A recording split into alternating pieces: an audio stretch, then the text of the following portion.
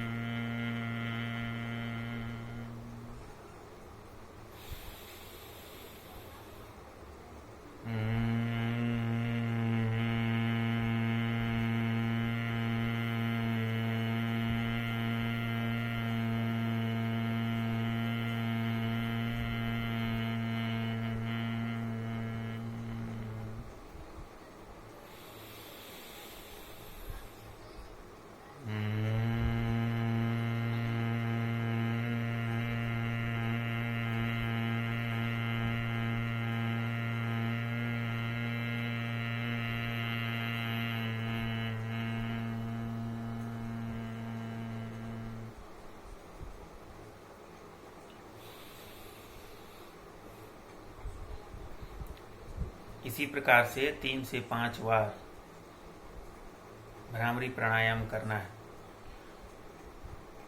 भंवरे की तरह आवाज निकालनी है। ओम का उच्चारण भ्रमर की आवाज में। कुछ बातों का ख्याल रखना है। कान का जो बाहरी आवरण है उसको अंगूठे से पूरी तरह से बंद करें।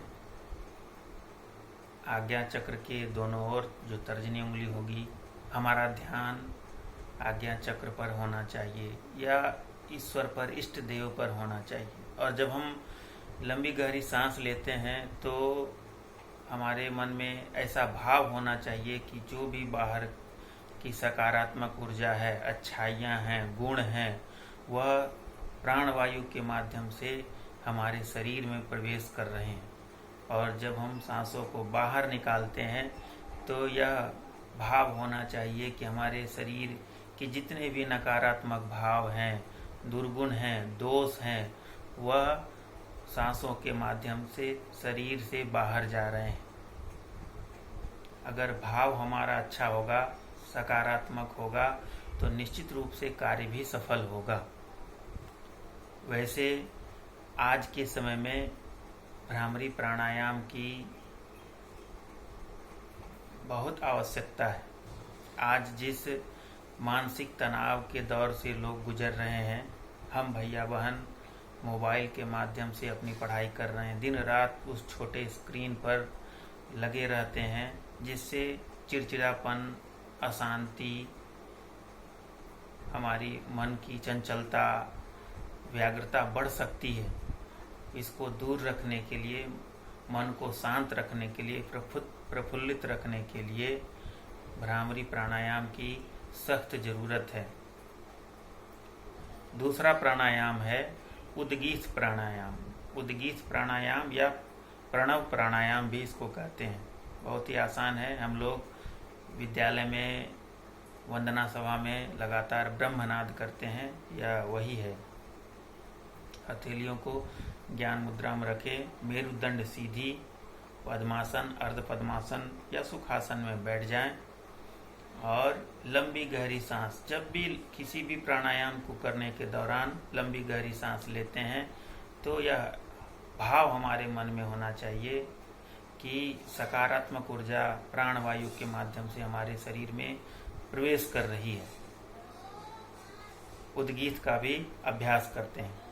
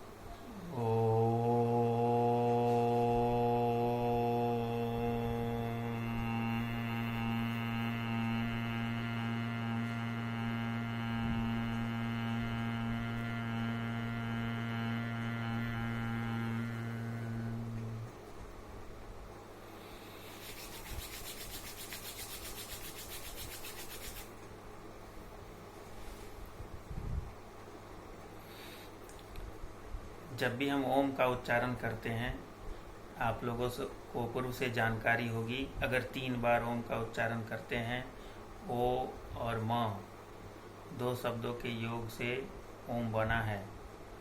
अगर पहली बार उच्चारण करते हैं तो ओ 3/4 और 1/4 म 3:1।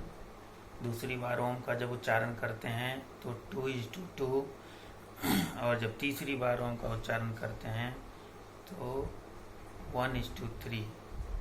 इस प्रकार से हम लोग नित्य प्रतिदिन दोनों प्राणायाम का अभ्यास करेंगे। वैसे जब भी हम पढ़ने बैठते हैं, हम कहीं बाहर से आए या दूसरा कार्य करके आए हैं, तो एकाएक मन संयमित नहीं होता। वैसी अवस्था में आप निश्चित रूप से उद्गीत प्राणायाम को करने के बाद अभ्यास करें, पढ़ें, चीज़ों को याद करें तो परिणाम बेहतर होंगे। अभी जो समय चल रहा है, हम लोग ऑनलाइन पढ़ाई कर रहे हैं और वह मोबाइल के माध्यम से कर रहे हैं, और लगातार हमारी आंखें मोबाइल के छोटे स्क्रीन पर होती हैं। कुछ चीज़ों की सावधानी की ज़रूरत है ताकि हमारा स्वास्थ्य भी बना रहे और हमारी पढ़ाई भी चलती रहे। आप जब लगातार स्क्रीन को देखते हैं तो पलक को झपकना चाहिए। लगातार आंखों को खोले रखना उचित नहीं है। पलक को बीच बीच में झपकना या आंखों को जोर से बंद करना, खोलना, यह निश्चित रूप से होना चाहिए। जब भी हम मोबाइल पर काम करते हैं तो कमरे में उचित प्रकाश होना चाहिए। अंधेरे कमरे में मोबाइल का इस्तेमाल न करें। सोकर मोबाइल का इस्तेमाल न करें। जब भी करें तो कम से कम मोबाइल हमसे 1 फीट, 1 से 1.5-2 फीट की दूरी आंखों से मोबाइल की होनी चाहिए। इन सब चीज़ों का ख्याल रखेंगे। पढ़ते पढ़ते अगर गर्दन में जकड़न का एहसास होने लगे तो गर्दन को चारों तरफ घुमाएंगे।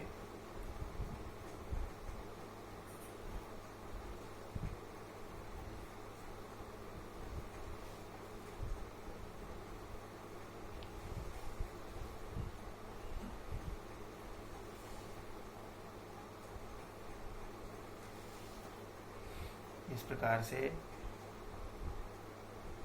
अगर पीठ में अकड़न का एहसास हो रहा हो तो हथेलियों को सिर पर रखें। उसके बाद लंबी गहरी सांस लेकर हथेलियों को ऊपर की ओर ले जाए, कानों के पीछे खींचकर।